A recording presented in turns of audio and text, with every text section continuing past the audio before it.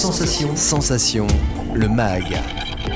Bonjour à tous, bienvenue sur Sensation en association avec TV78. Vous avez peut-être vu fleurir les pistes cyclables dans vos villes ces derniers mois. La pratique du vélo doit-elle s'intensifier encore dans les mois ou années à venir ? Comment le département veut œuvrer à l'intensification de l'utilisation du vélo à travers le plan vélo ? Pour en parler avec nous, je reçois Richard Delpierre, vice-président du conseil départemental des Yvelines, délégué au transport et aux mobilités et maire du Chénéraud-Cancourt. Bonjour. Bonjour.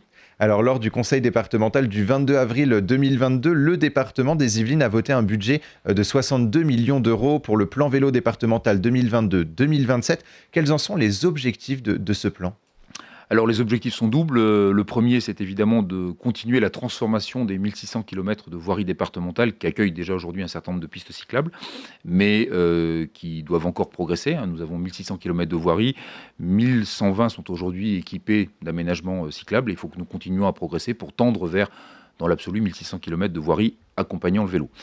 Et aujourd'hui, nous avons fait, on va dire, la partie facile. Il nous reste maintenant à nous attaquer à la partie difficile, les franchissements de ronds-points, de ponts, ce qui coûte cher et ce qui est techniquement compliqué. Et donc, c'est une partie importante, c'est 50 des 62 millions d'euros qui ont été votés, qui sont destinés à ce type d'investissement pour continuer à faire progresser la part du vélo sur les voiries départementales. Et puis, nous avons gardé 12 millions d'euros pour accompagner les collectivités, parce que c'est l'ADN du département, d'être en appui des collectivités, que ce soit les communes ou les communautés de communes d'agglomération, qui, pour beaucoup d'entre elles, ont déjà commencé à réaliser des plans d'aménagement urbain qui intègrent le vélo et qui ont besoin que les connexions se fassent, parce que le vrai défi aujourd'hui, si on veut continuer à accompagner la pratique du vélo, c'est d'assurer ce qu'on appelle les continuités. Il faut limiter au maximum les discontinuités, et donc il faut que les réseaux urbain et le réseau départemental soient branchés entre eux, que demain d'ailleurs le réseau régional, puisqu'il y a un plan RER vélo à l'échelle de la région qui va se développer aussi, que toutes ces lignes de vélo, si je peux reprendre cette expression, soient connectées ensemble pour que demain, quand vous preniez votre vélo, vous puissiez vous dire je vais d'un point A à un point B, avec des parcours qui peuvent prendre des formes très variées, des pistes cyclables complètement dédiées, sécurisées, jusqu'à de la voirie partagée, parce que l'autre sujet derrière, ça va être d'accompagner l'usage du vélo sans pour autant exclure les autres modes. On aura encore besoin de la voiture, qu'elle soit thermique ou électrique, dans les années qui viennent, surtout dans un département comme les Yvelines, dont je rappelle que sa variété et son espace font qu'on sait très bien qu'on aura encore besoin de la voiture dans les années qui viennent. Alors, un aspect justement de ce plan vélo, c'est la sécurisation aussi. Vous avez parlé des ronds-points, des départementales. C'est la sécurisation aussi des cyclistes, des personnes qui prennent leur vélo pour aller travailler ou pour le loisir. C'est un enjeu majeur et malheureusement, on le voit dans les chiffres d'accidentologie. La part malheureusement des cyclistes augmente année après année. Ça veut dire que la pratique du vélo augmente. Ça nous rappelle aussi que le cycliste est vulnérable, sans doute l'un des usagers les plus vulnérables de la route. Donc on a une combinaison d'aménagement physique qui empêche globalement une voiture de venir sur un aménagement cyclable, mais ça suppose d'avoir de la place, et dans beaucoup d'endroits, malheureusement, l'espace viaire n'est pas infini. Et donc l'autre méthode, c'est l'apaisement des vitesses, la réduction, alors là aussi, soit par des aménagements physiques, soit par des radars, c'est assez efficace, mais et surtout, j'allais dire, par l'éducation.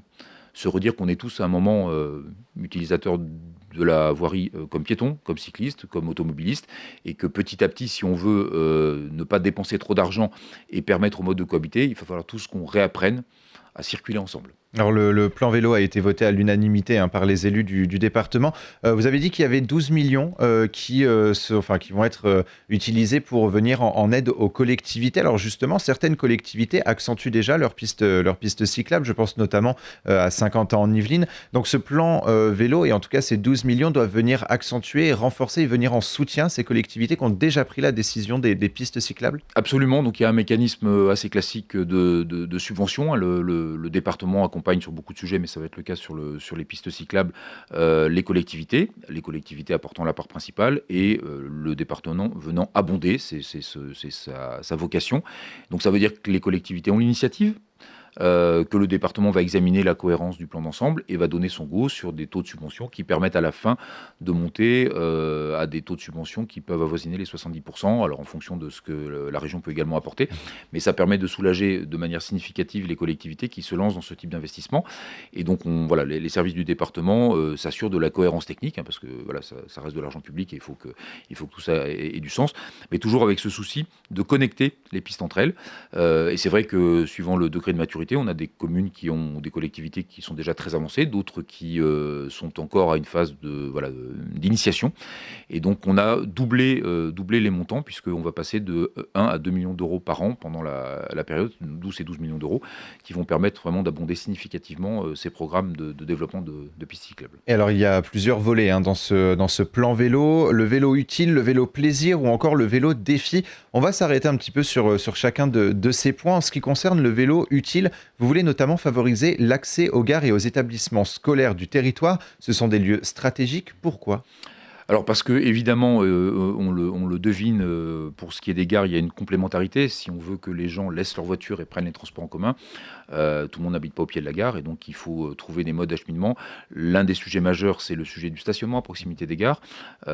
Chacun comprendra là aussi qu'un vélo, ça prend un peu moins de place qu'une voiture. Donc il restera des parkings auto, mais l'idée, c'est d'inciter les gens qui sont dans un rayon d'action relativement voisin d'une gare, mais avec le vélo électrique, le rayon d'action peut s'étendre, d'avoir des possibilités de stationnement sécurisé, parce que quand on part en vélo le matin, on a envie de le retrouver le soir. Ouais. Donc tout le défi est là. Alors c'est un sujet sur lequel le département peut être accompagnant. Il n'a pas la main complète parce que suivant la domanialité, ça va être soit SNCF s'il y a les propriétaires du parvis, soit les communes, soit le département si la voirie départementale est proche, qui vont pouvoir proposer en général d'ailleurs ensemble des solutions de stationnement. Ça passe par du foncier, il faut avoir de la capacité, par des infrastructures sécurisées, vidéosurveillance, systèmes physiques qui permettent de garantir le vélo. Ça va être un des éléments clés, que vous ne soyez pas inquiet le matin en laissant votre vélo, de savoir si vous l'aurez le soir ou pas. Donc on a des sujets de place, il y a des endroits où il y a de la place, il y a des endroits où les gares sont maintenant bien insérées dans le tissu urbain et où donc l'espace est rare. Mais c'est vrai qu'on a beaucoup regardé ces espaces en pensant au stationnement auto. Maintenant, il faut se dire que demain, sans aller jusqu'à ce qu'on peut voir à Amsterdam, où vous avez des garages à vélo gigantesques autour de toutes les gares, mais c'est un peu vers ça qu'on va tendre. Donc ça, c'est pour la partie gare, parce qu'il y a une vraie complémentarité vélo plus train. Pour les établissements scolaires, là, on est plus sur un sujet d'âge. Voilà, aujourd'hui, beaucoup d'enfants, je pense aux ados, se font déposer en voiture.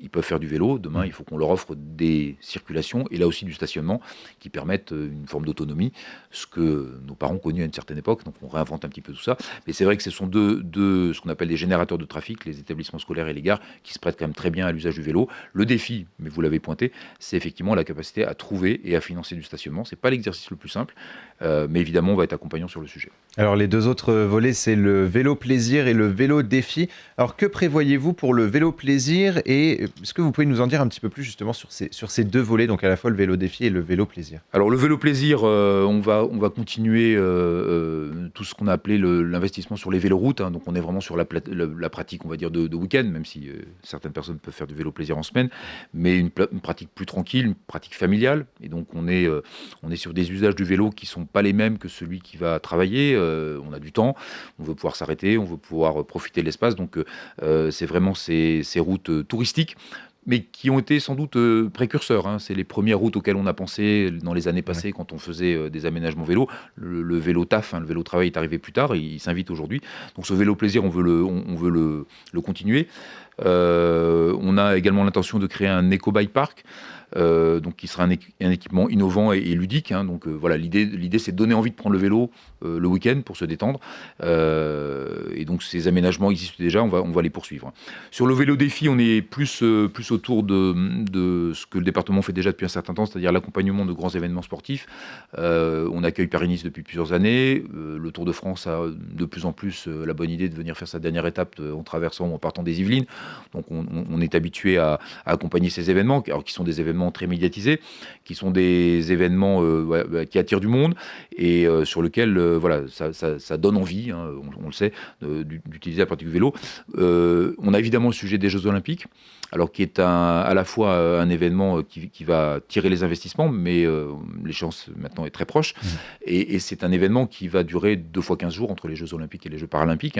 Donc il faut à la fois répondre au défi d'amener les touristes qui vont vouloir, enfin tous les gens qui vont vouloir assister aux événements qui ont lieu dans les Yvelines, notamment autour du Vélodrome de Saint-Quentin, mais pas que. Donc là, on a un défi vraiment sur un laps de temps très court d'amener du monde en vélo, parce que l'un de ces enjeux va être de permettre la desserte de ces sites à vélo. Et puis, il y aura un après-Jeux Olympiques. Et donc, il faut aussi qu'on se dise que les investissements qu'on va consentir pour cet événement très particulier doivent servir un peu après, parce que sinon, ce serait de l'argent mal utilisé. Et à noter aussi que le département donc, participe à l'événement Mai à vélo qui a été initié par le ministère de la Transition écologique et le ministère chargé des Sports et qui incite tout le monde à faire le choix du vélo. Voilà, le département des Yvelines, du coup, y participe et il y aura une programmation à découvrir tout le mois de mai. Merci beaucoup, Richard Delpierre, d'avoir été avec nous sur Sensation. Donc, je rappelle que vous êtes vice-président du conseil départemental des Yvelines, délégué au transport et aux mobilités et maire du Chesnay-Rocancourt. Et pour revoir ou réécouter cette émission, rendez-vous sur notre site et application Radio Sensation.